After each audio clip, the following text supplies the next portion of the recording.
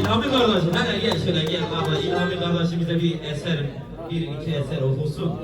Onun da vakti darmış. Evet, alkışlar İlhami kardeşime gelsin. O da benim sanatçı dostum. Şereflemiş, buraya kadar gelmiş. Tabii ki sahne veririz her zaman. Başlayalım. Teşekkür ederim.